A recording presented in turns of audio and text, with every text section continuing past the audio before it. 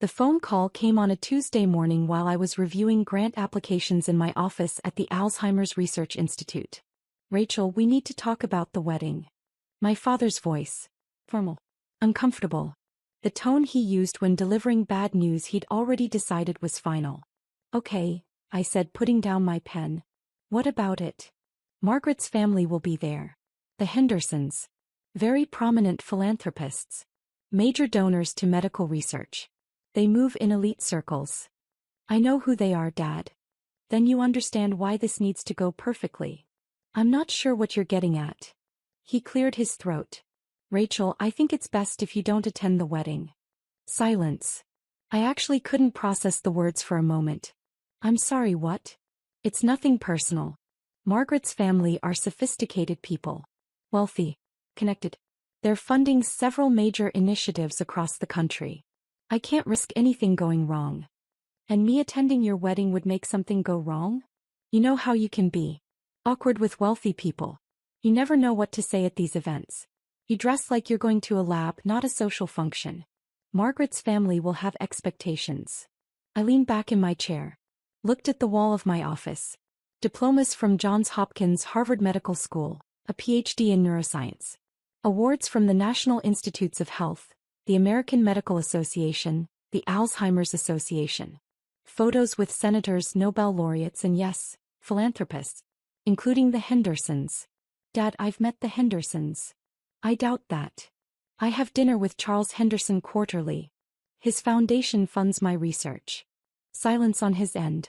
What research? He finally asked. The Alzheimer's research I've been doing for 12 years. The research I've told you about at every family gathering. The research that's in clinical trials right now. You work at a university, Rachel. Teaching. I run the Alzheimer's Research Institute. We have a $620 million operating budget. The Henderson Foundation provides $80 million of that annually. Charles Henderson sits on my advisory board. More silence. That's not possible. It's very possible. In fact, I have a meeting with Charles on Thursday to discuss expanding our partnership. But apparently, I'm too awkward to attend your wedding to his daughter. Margaret is Charles Henderson's daughter? Stat. The Margaret Henderson you've been dating for 6 months. Daughter of Charles and Patricia Henderson. The same Hendersons who fund my Alzheimer's research, my clinical trials, and my neuroscience lab. I could hear him breathing. Processing. Why didn't you tell me? I did tell you. Multiple times. You said, that's nice. And changed the subject to talk about the golf club you joined or the car you bought. But you never said you knew the Hendersons specifically. Because you never asked, Dad. You decided I was an awkward professor who embarrassed you at social events. So you uninvited me to your own wedding. Rachel, I didn't know. Yes. That's the problem. You didn't know. You didn't ask. You assumed. And now you're marrying into a family that has personally invested over $400 million in my work across the past 8 years. I hung up. My assistant, Dr. Sarah Kim, knocked on my door. Everything okay? You sounded upset. My father just uninvited me to his wedding because he's afraid I'll embarrass him in front of the bride's family, who happen to fund our entire research program. Sarah's eyes went wide. Wait, your dad is marrying Margaret Henderson? The Margaret Henderson? Apparently so. Does he know you work with her family? He does now. Sarah started laughing. Oh my God. This is incredible. What are you going to do? Go to the wedding. But he uninvited you. And I'm uninviting myself. Charles Henderson would be devastated if he knew I was excluded from his daughter's wedding. Especially since he considers me family. This is going to be spectacular. That's one word for it. I'm Dr. Rachel Thompson, 43 years old, and I've been invisible to my family my entire life. My father, Robert Thompson, is a retired insurance executive. He made good money. Upper middle class. Comfortable. Proud of his country club membership and his luxury sedan. My mother died when I was 16. After that, it was just Dad and me. He wanted me to be normal. Pretty. Social. Everything I wasn't. I was smart. Obsessively so. Skipped 2 grades. Graduated high school at 16. Got a full scholarship to Johns Hopkins. Dad's response. College is fine, but don't forget you need to be marriageable. I got my bachelor's in 3 years. Master's in 2. MD/PhD in neuroscience in 6. By 27, I was Dr. Rachel Thompson with a medical degree and a doctorate in neuroscience. Dad asked when I was going to stop being a student and get a real job. I became a professor at Harvard Medical School. Started researching Alzheimer's disease. Published groundbreaking papers on protein aggregation and neural degeneration. At 31, I secured a $50 million grant from the National Institutes of Health. At 33, I founded the Alzheimer's Research Institute with backing from 3 major philanthropic foundations. At 35, our research led to a breakthrough in early detection of Alzheimer's. Published in Nature. Featured on 60 Minutes. Named one of Time magazine's 100 most influential people in health. Dad's response, "That's nice. Are you seeing anyone?"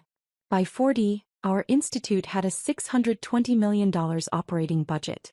We employed 200 researchers. Ran clinical trials across 15 hospitals. Had patents on 3 diagnostic tools and 2 potential treatments. The Henderson Foundation became our largest donor. Charles Henderson, billionaire philanthropist, believed in our work. We had quarterly dinners. He called me for advice on medical philanthropy. Introduced me to other donors. His wife Patricia joined our advisory board. Their son Marcus toured our labs regularly. And apparently their daughter Margaret was now engaged to my father. Dad had mentioned dating someone new 6 months ago. Successful. Sophisticated. From a good family. He'd never mentioned her name. Never introduced us. Never thought I was important enough to include. And now he'd uninvited me to the wedding because I might embarrass him. Every Christmas, every birthday, every phone call I'd try to share my work. We're starting a new clinical trial for early-stage Alzheimer's treatment. That's nice, Rachel. Have you thought about online dating? We just received a $120 million grant from the Henderson Foundation. Good for you. I joined a new golf club. Very exclusive. We're presenting our findings at the World Health Summit in Geneva. Switzerland, how fancy.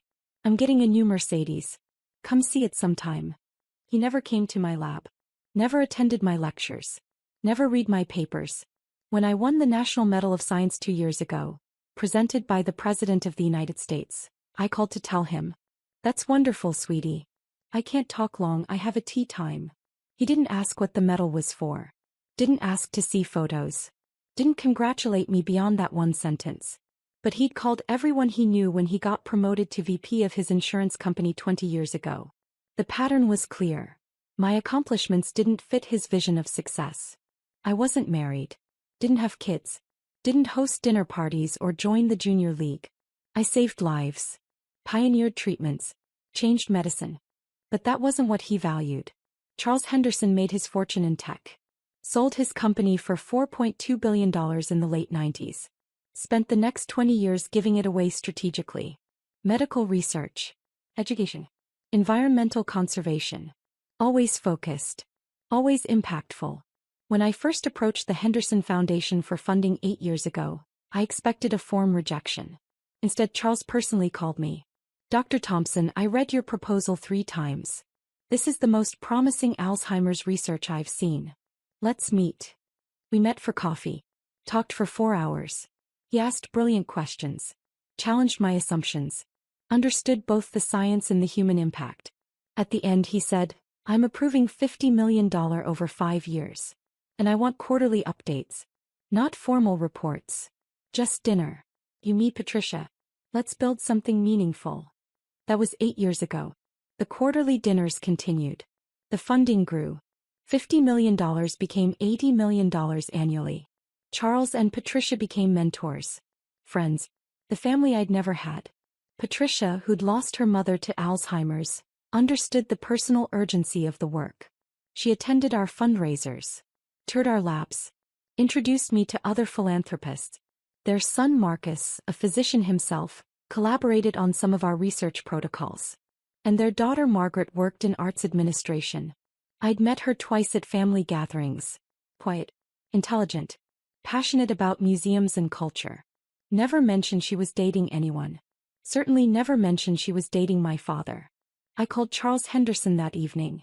Rachel, I was just thinking about you. Thursday's meeting is still on. Absolutely. But Charles, I need to ask you something. Anything. Your daughter Margaret is getting married soon? Yes. 3 weeks from Saturday. We're thrilled. Robert is a good man. Thought.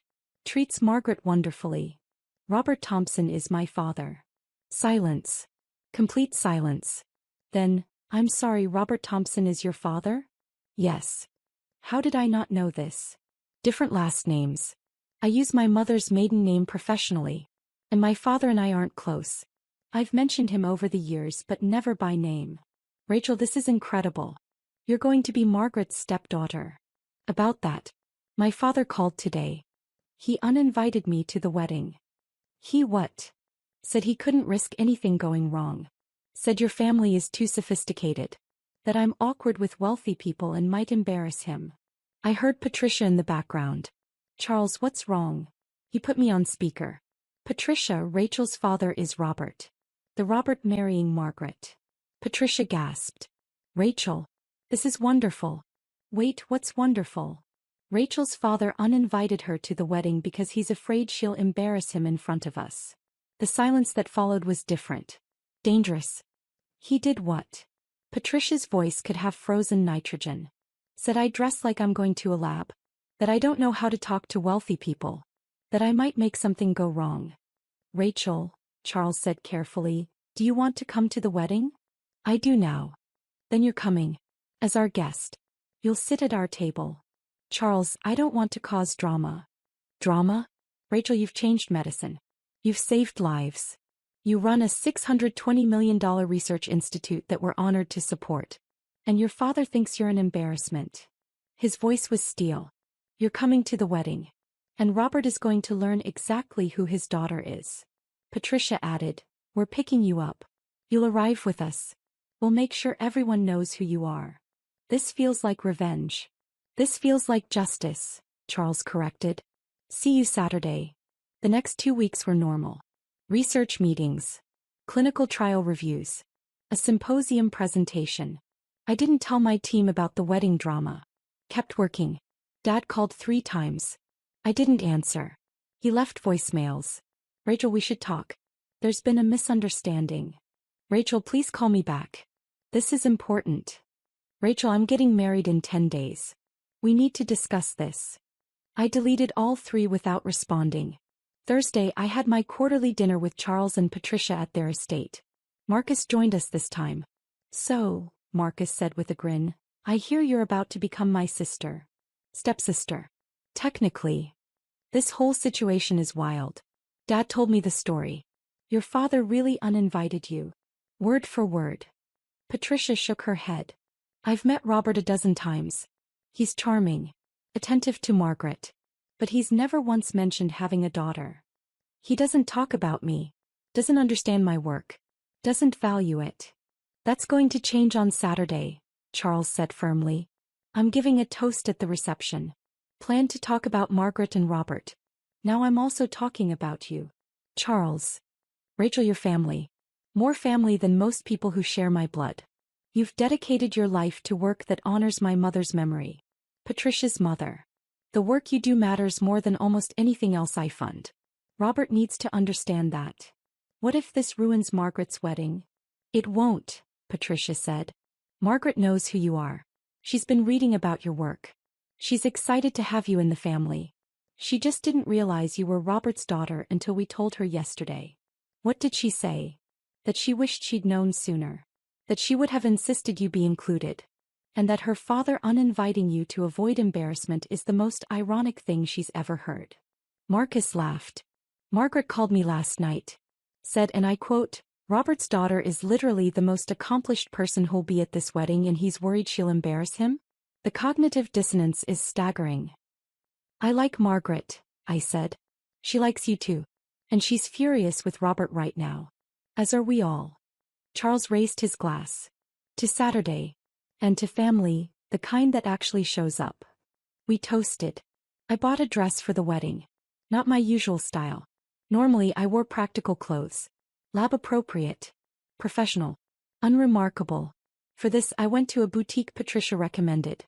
Tried on a dozen dresses. Settled on midnight blue silk. Elegant. Sophisticated. Expensive. The kind of dress that said, "I belong here." The saleswoman nodded approvingly. "You look stunning." "Special occasion." "My father's wedding." "He uninvited me because he thought I'd embarrass him in front of wealthy people." Her eyes widened. "And you're going anyway?" "As the guest of the bride's family, who happened to fund my medical research." "I love everything about this story. You're going to be the most interesting person there." "That's the plan." Saturday arrived. Charles and Patricia picked me up at 2 p.m. Their car was a Bentley. Driver included. This was the life my father thought I couldn't navigate.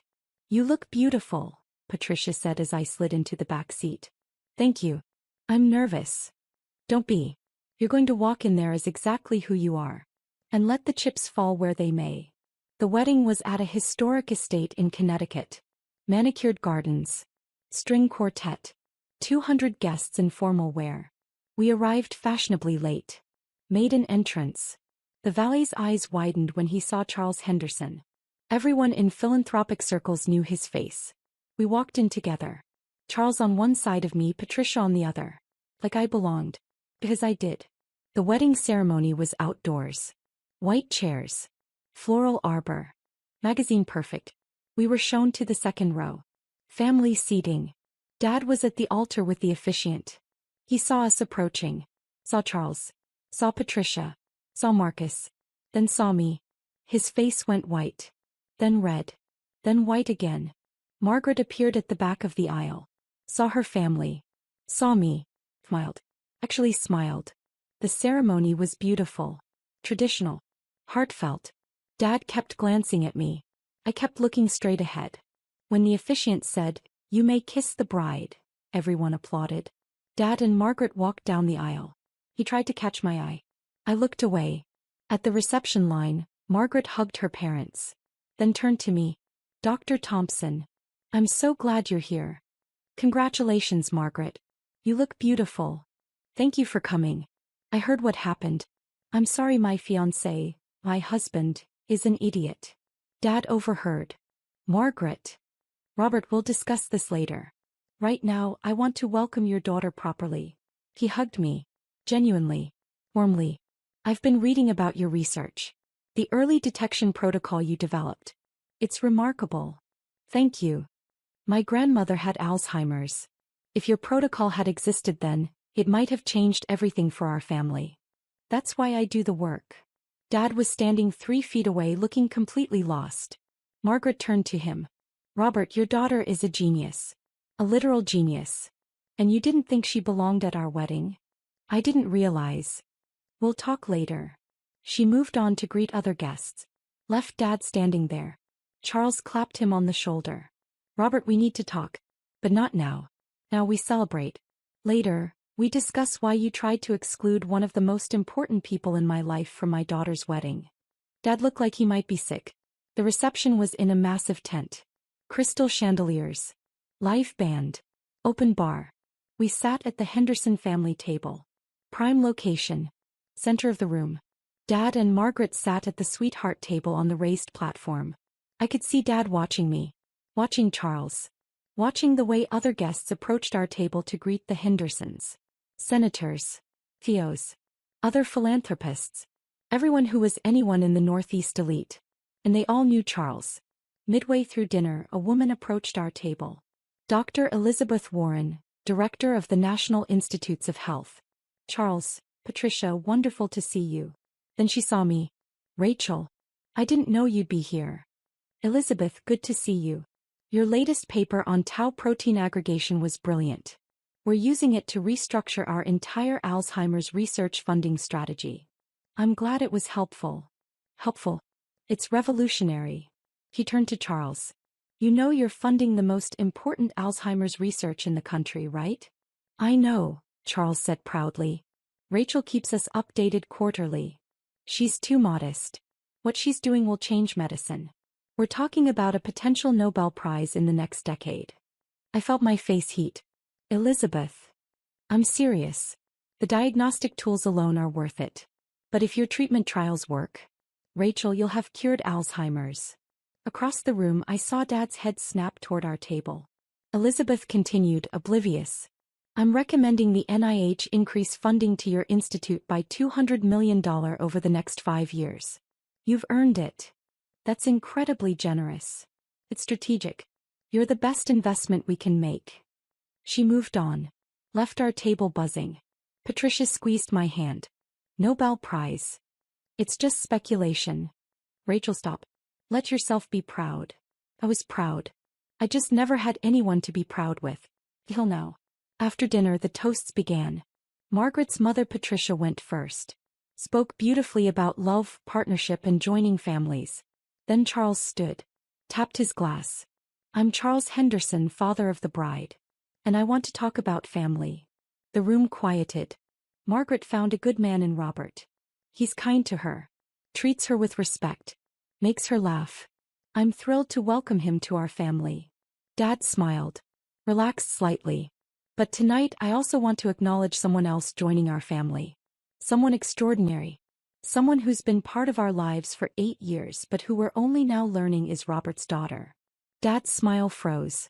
Dr. Rachel Thompson is one of the foremost neuroscientists in the world.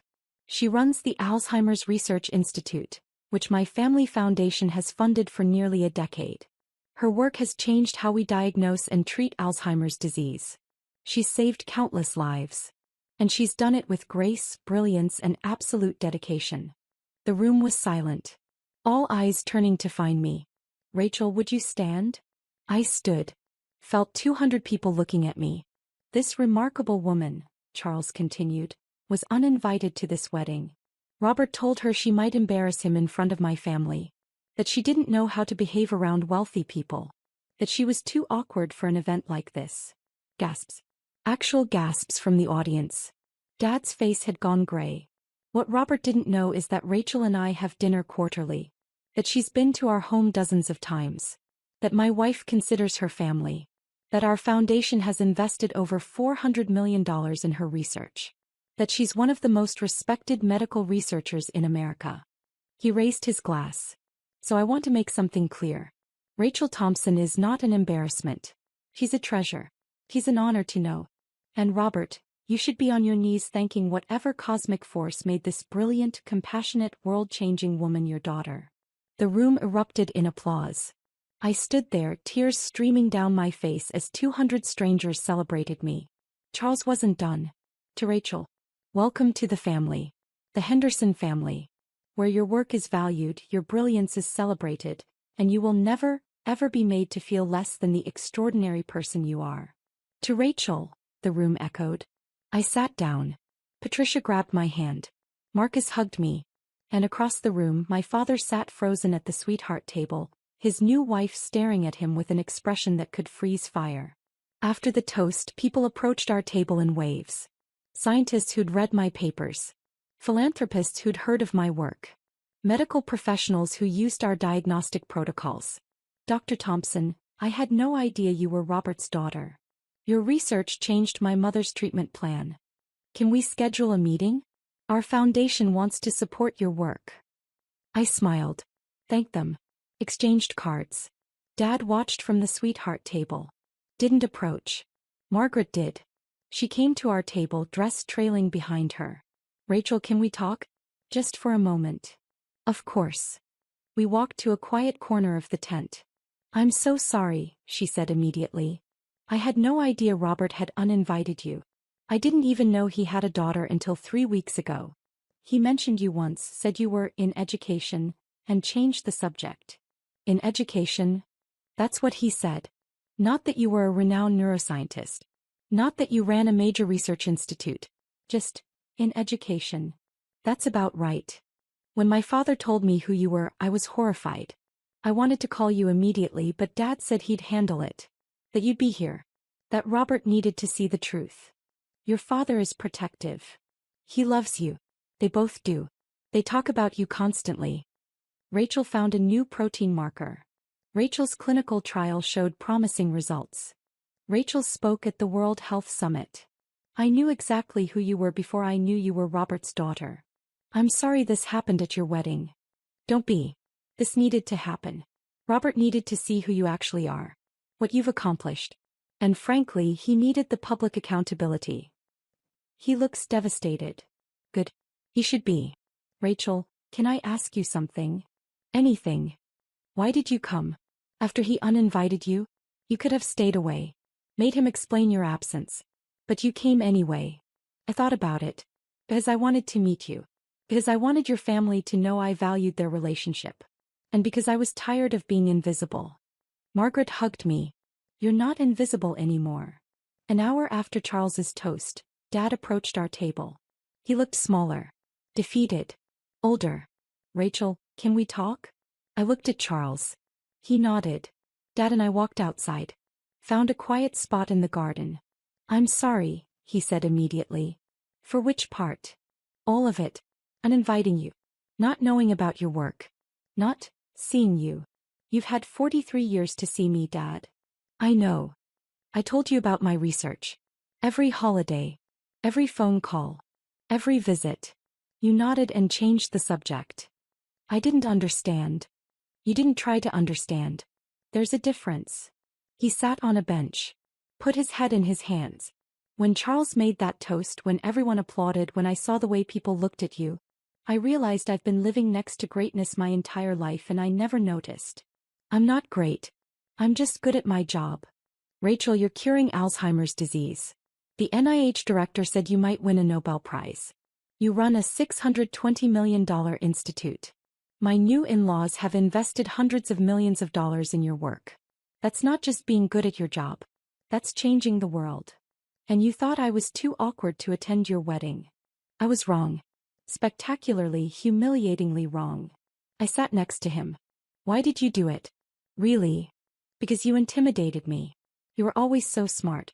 So focused. After your mother died, I didn't know how to connect with you. You lived in your head in your research. I couldn't relate.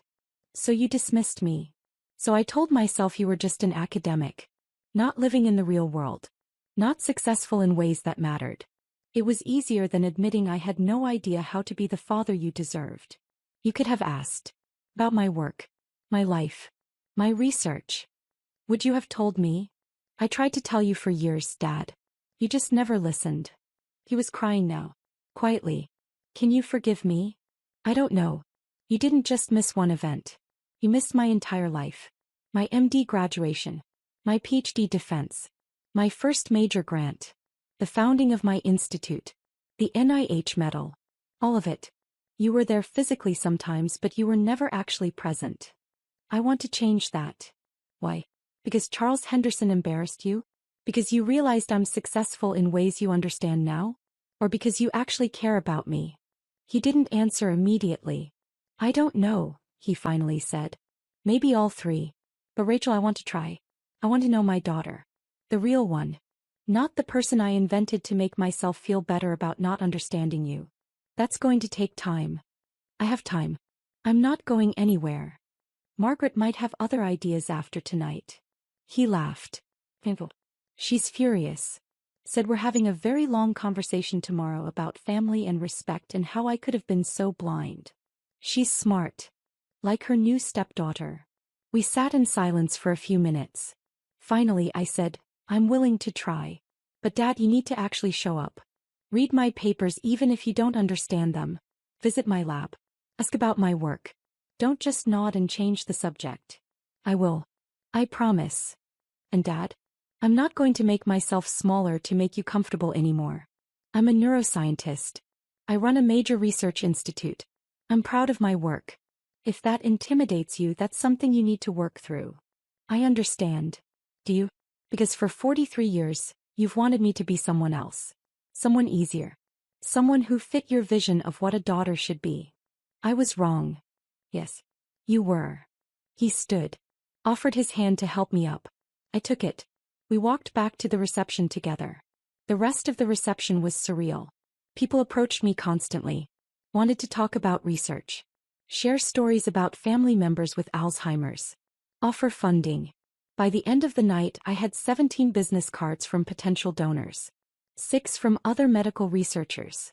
3 from pharmaceutical companies wanting to discuss partnerships. Charles found me at the bar. You okay? Overwhelmed. Good overwhelmed or bad overwhelmed? Good, I think. Dad and I talked. He apologized. We're going to try to build something real. That's all you can ask. Thank you, Charles. For the toast. For forcing this confrontation. For valuing me when my own family didn't. Rachel, you're not just valuable. You're irreplaceable. To medicine. To my family. To everyone whose life you'll save. He paused.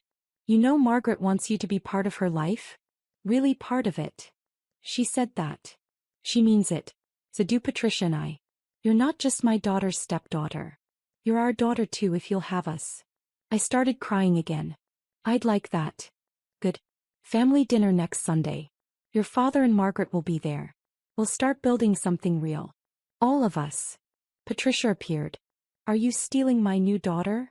Just claiming her, Charles said. She's ours now. We're never letting her go. They hugged me. Both of them. Held me like I was precious. For the first time in my life I felt like I belonged somewhere. Monday morning I was back in my lab. Running protocols. Reviewing data. Living my normal life. Except my phone kept buzzing. 3 emails from Dad. Thinking about yesterday. Still processing. Thank you for talking to me. Margaret showed me some of your published papers. I don't understand most of it, but I'm impressed. Can I visit your lab? I'd like to see where you work. I responded, lab tours are Thursdays at 2 p.m. You're welcome to join. An email from Margaret. Thank you for making my wedding memorable for the right reasons. Sunday dinner at 6 p.m. Casual. Bring wine. 3 emails from potential donors who'd been at the wedding. And an email from Dr. Elizabeth Warren at the NIH. The buzz from Saturday night has reached DC. Prepare for a very good news phone call on Wednesday. Sarah found me at lunch. How was the wedding? Life-changing. In what way? My father's new father-in-law made a toast about me. Told 200 people that I'd been uninvited to the wedding for being an embarrassment. Then explained exactly who I am and what I've accomplished. Sarah's eyes went wide. Oh my God. The NIH director was there. Half the medical philanthropists on the East Coast were there. Everyone now knows that Robert Thompson's daughter is the neuroscientist he tried to exclude from his wedding. That's amazing. It's terrifying. But also freeing. I don't have to hide anymore. Don't have to make myself smaller. Don't have to pretend my work doesn't matter. It always mattered, Dr. Thompson. I know. But now my family knows too. Wednesday the NIH called. Just as Elizabeth promised. Dr. Thompson, we're increasing your funding by $250 million over 5 years. Your work is too important. We're also nominating you for the Presidential Medal of Science. I sat down. Couldn't speak. Dr. Thompson? I'm here. Just processing. You've earned this. Your tau protein research alone justifies it. But your diagnostic protocols, your clinical trials, your leadership in the field, you're transforming how we approach neurodegenerative disease. Thank you. No. Thank you. For the work. For the dedication. For changing medicine. After the call I sat in my office. Looked at the walls. The diplomas. The awards. The photos. Added a new photo to the collection. Me with Charles, Patricia, Marcus and Margaret at the wedding. My new family. The family that saw me. Sunday dinner at the Henderson estate was casual. Jeans and sweaters. Wine and pasta. Dad and Margaret arrived together. He looked nervous. Rachel. Dad. Thank you for inviting me. Charles invited you. I'm just here. Fair enough. We ate. Carefully at first. Then Charles asked about my research. I really talked. Explained the protein aggregation process. The diagnostic markers. The treatment protocols. Dad listened. Actually listened. Asked questions that showed he was paying attention. So when you say, tau proteins, you mean? I explained. Use simple terms. He nodded. And this could actually prevent Alzheimer's? Potentially. If we catch it early enough. If the treatment trials work. We're years away from knowing for sure. But you're doing it. Actually doing it. We're trying. Margaret chimed in. She's too modest. The scientific community thinks she's going to cure Alzheimer's within a decade. Cure is a strong word. Dr. Warren said Nobel Prize. Patricia reminded me. Dad looked at me. Really looked. I'm sorry I missed all of this. The work. The accomplishments. The person you became. You can't miss what you never saw, Dad. Then I'm sorry I never saw you. It wasn't forgiveness. Not yet. But it was acknowledgement. Recognition. The beginning of something real. Marcus raised his glass. To new family. And to Rachel, who's been family all along. We toasted. And for the first time in my life I had a father who saw me. A family that valued me. A place where I belonged. Not because I'd changed, but because they finally opened their eyes. 1 year after the wedding, our phase 2 clinical trials showed success. The Alzheimer's treatment worked. Not a cure, but significant slowing of progression. Quality of life improvements. Hope. We published in the New England Journal of Medicine. Front page. Dad came to the press conference. Sat in the back. Watched me present our findings to the world. Afterward he hugged me. Your mother would be so proud. You think. I know. She always said you were special.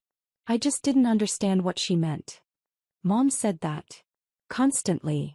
Our Rachel is going to change the world. I thought she was just being a proud mother. Turns out she was right. We stood there. Father and daughter. Finally seeing each other. I'm proud of you too, he said quietly. I know I haven't earned the right to say that. But I am. So incredibly proud. Thank you, Dad. That was enough. For now. 2 years after the wedding, I won the Lasker Award for Medical Research. The American Nobel. Dad, Margaret, Charles, Patricia, and Marcus all attended the ceremony in New York. When they announced my name, all 5 of them stood and cheered. My family. The one I was born into and the one I chose. Both finally, fully seeing me. 3 years after the wedding, the Nobel Committee called. I won the Nobel Prize in Physiology or Medicine for my work on Alzheimer's disease. The ceremony was in Stockholm. December. Formal wear and international press. Dad was there. Front row. Crying as I accepted the medal. I'm here, he whispered as we posed for photos. I'm finally here. I know, Dad. I see you now. Really see you. I know. And I did. Because seeing isn't just looking.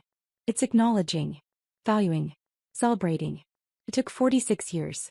A wedding drama. A public toast. A father-in-law who forced accountability. But finally, completely, my father saw me. Not as the daughter who didn't fit his vision. But as the woman who changed medicine. The scientist who saved lives. The person I'd always been.